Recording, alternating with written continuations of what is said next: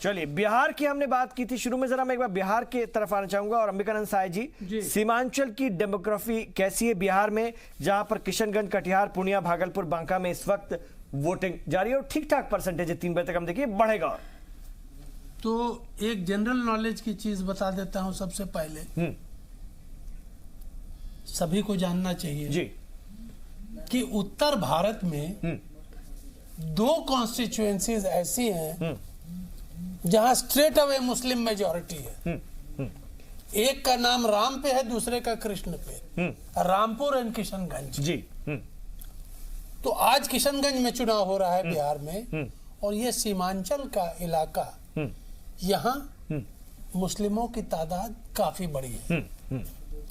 आपको याद होगा 2014 के चुनाव में भी इन जिन 5 सीटों पे चुनाव हो रहा है, 4 पे राजद जीती थी, ठीक है ना जी।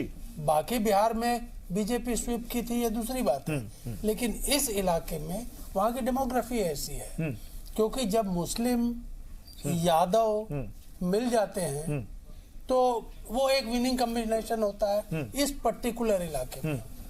दूसरी चीज समझाने वो वैसे भी पहुंच गए सर किशनगंज में, उनकी पार्टी का भी मुकाबला है, लेकिन उनके पास वोट नहीं है।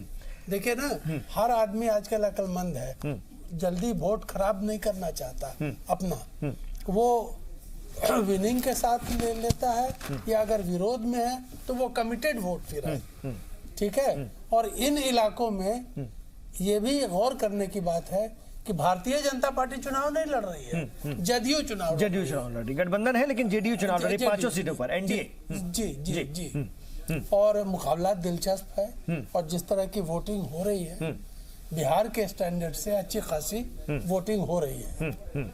लेकिन हमने एमवाई जो कॉम्बिनेशन है जिसको आरजेडी बनाता है, और एक बड़ा कामयाब भी वो रहा है बिहार में, अगर हम देखें तो हमने अब्बास साहब आए थे हमारे यहाँ, जेडीयू के आते हैं, बहुत अच्छे प्रवक्ता हैं, उनसे जब मैंने बात की तो उन्होंने कहा कि इस बार जो है चीजें हमने बदल कर रख दी हैं। नीतीश भले ही बीजेपी के साथ गए, लेकिन अकलियतों में खासतौर से हमने ये बनाने की परसेप्शन कोशिश की है कि जो काम नीतीश ने किया, आप नीतीश का चेहरा देखिए, और यहां पर नीतीश है, नीतीश वर्सेस आरजेडी है, हमने ये परसेप्शन बनाया है, और उसमें हमें ऐसा लगता है कि अकलियत हमारे साथ होंगी, एमवाई समीकरण टूटेगा, ये वो दावा करते हैं। देखिए, मैं पूरी तरह इत्तेफाक नहीं रखता हूं इस विचार से।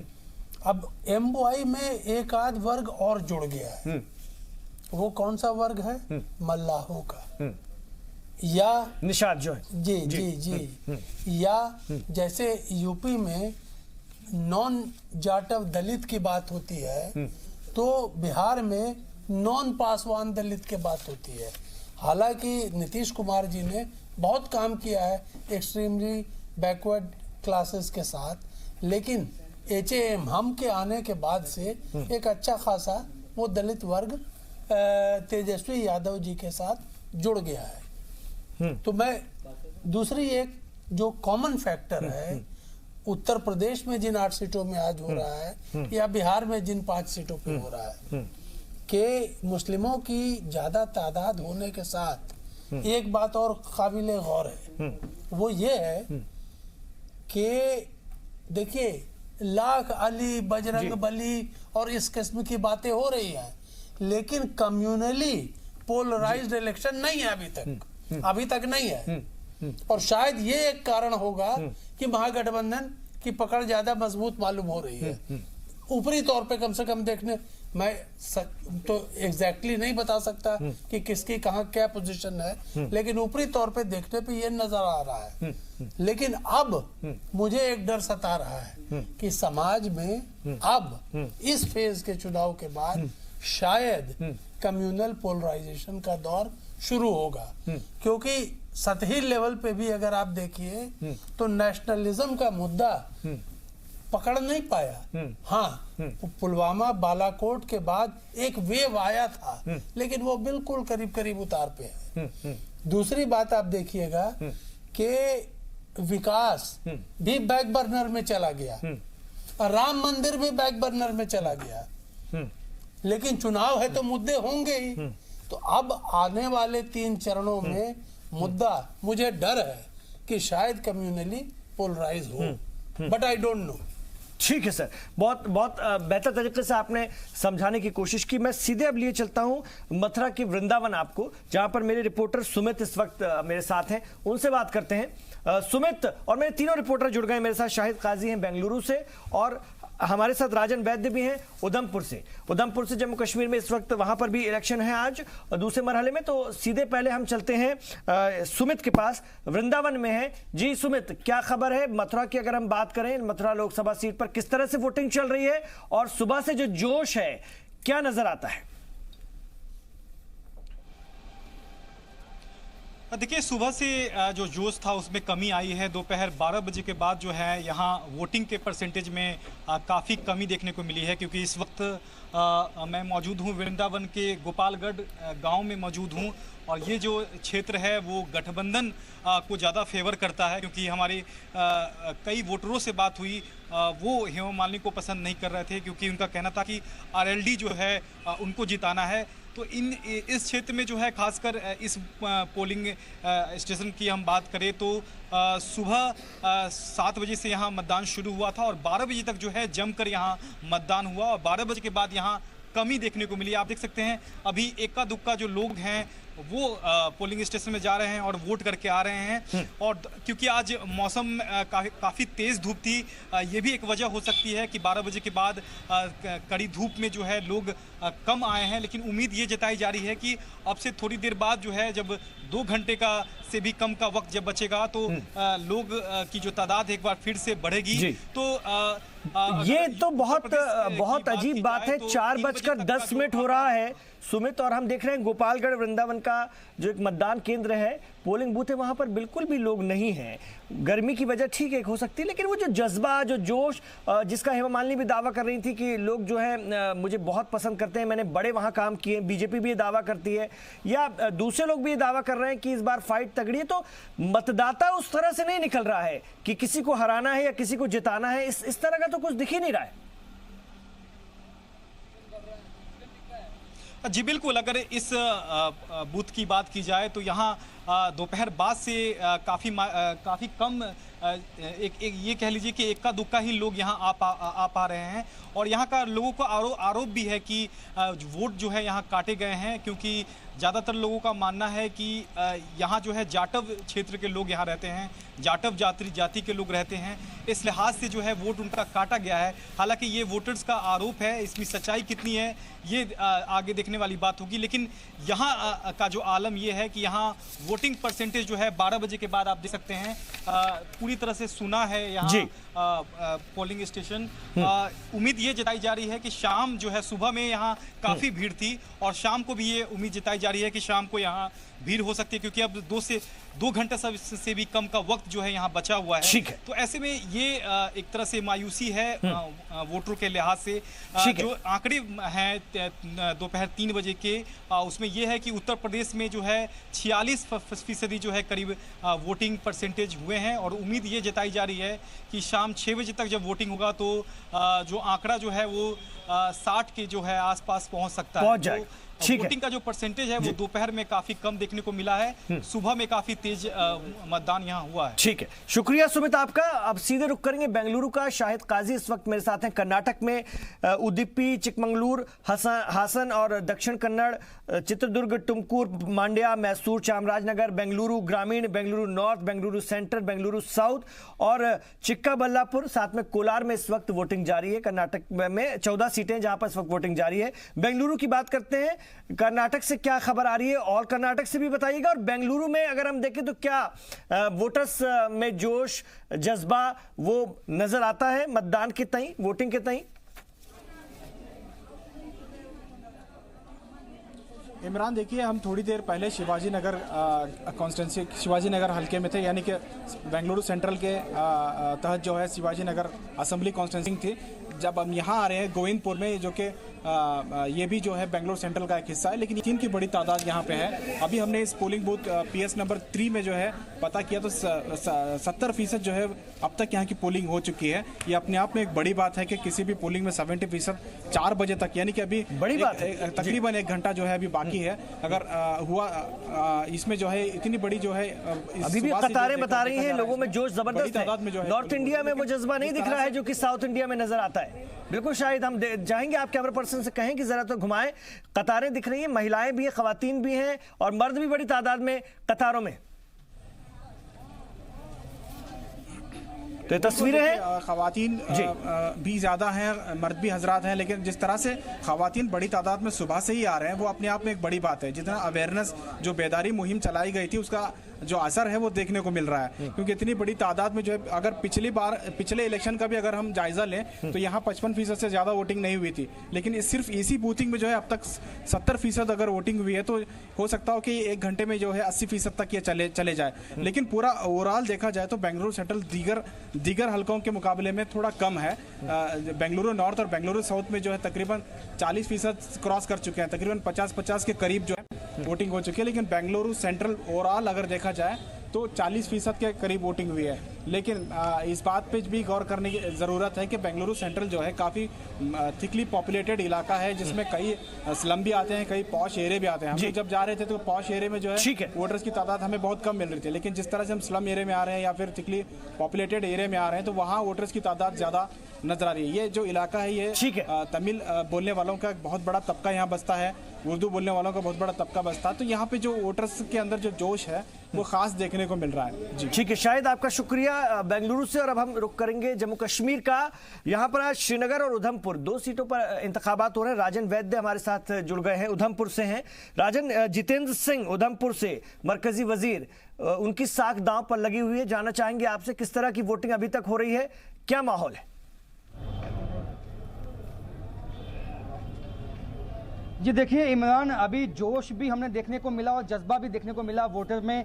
अभी तक 3 बजे के जो आंकड़े आए हैं लगभग 40% से जो है ज़्यादा वोटिंग हो चुकी है।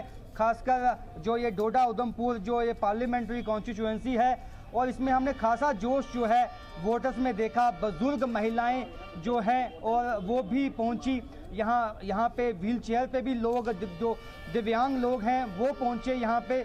हालांकि हमने ये भी दिखाया कि नवविवाहित जो जोड़ा था वो सीधे मंडप से यहाँ पे आ गया वोट डालने, और उनका यही कहना था कि वोट डालना सबसे अहम है, तो जो बाकी रसूमात होती हैं शादी की वो बाद में होंगी। तो आप इससे जोश देख सकते हैं। दूसरी आपने बात की कि वाकई यहाँ पे दिग्गज जो हैं उनकी जो है किस्मत का फैसला होना है, चाहे वो श्रीनगर की बात है, चाहे वो जम्मू की बात है, चाहे हम डोडा उधमपुर की बात करें तो मरकज में मंत्री जो हैं डॉक्टर जितेंद्र सिंह, जिन्होंने 2014 में गुलाम नबी आज़ाद जैसे कांग्रेस के दिग्गज नेता को 50,000 से ज़्यादा वोट लेकर पटकनी दी थी अभी, लेकिन इस दफ़ा उनको कांटे की टक्कर जो है उनके सामने है। ये कांटे की टक्कर केवल उनको कांग्रेस से नहीं है, बल्कि उन्हीं के एक बागी विधायक जो हैं चौधरी लाल सिंह डोगरा स्वाभिमान संगठन के, उनसे है, और नेशनल पैंथर्स पार्टी के जो हैं हर्षदेव सिंह, उनसे भी है। क्योंकि अच्छा खासा जो राजपूत वोट बैंक है इनका, ये अपना इनका वोट बैंक है जो इनको मिलेगा। और यहाँ पे हमने मिली जुले जो रिएक्शन देखे लोगों का कहना था कि इस दफ़ा हम देखेंगे विकास जो जितना हुआ है उसी हिसाब से हम वोट देंगे।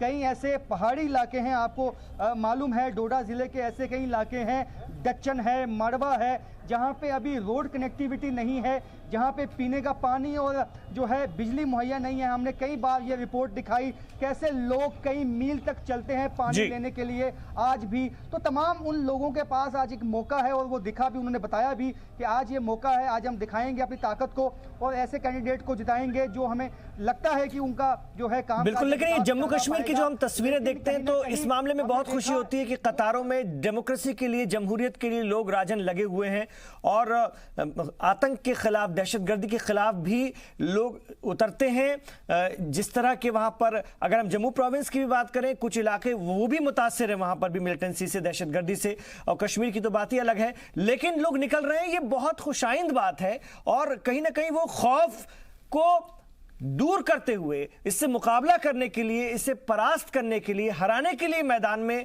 निकल रहे हैं। ये बहुत बड़ी बात है। ये चेहरे, ये कतारें इसके उसको बयां करती नजर आती हैं।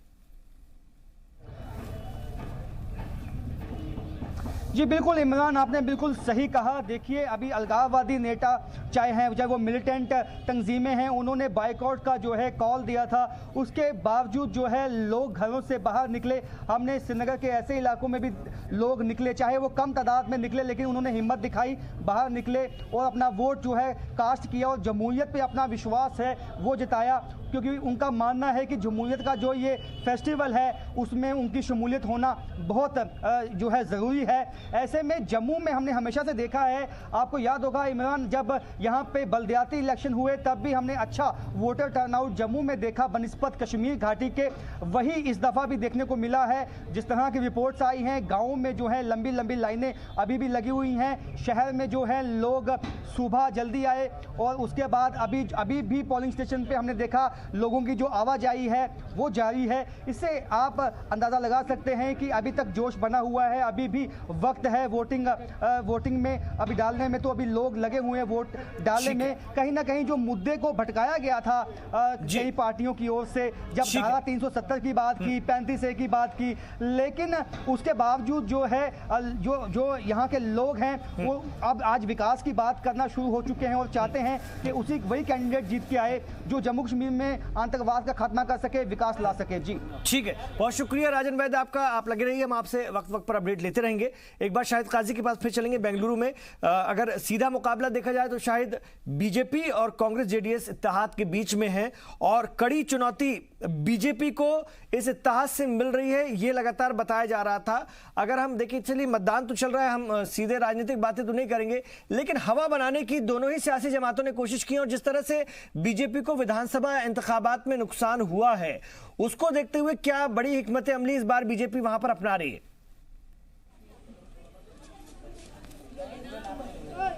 जी बिल्कुल, देखिए बीजेपी चाह रही है कि किसी न किसी तरीके से जो कर्नाटक का जो किला है उसको उस पर कब्जा किया जाए। अगर पार्लियामानी इंतखाबात में कामयाबी मिलती है तो आगे चल के जो हुकूमत गिराना और दोबारा बीजेपी की हुकूमत बनाने की जो एक प्लान है उसको अमली जामा पहनाने की भी एक कोशिश है।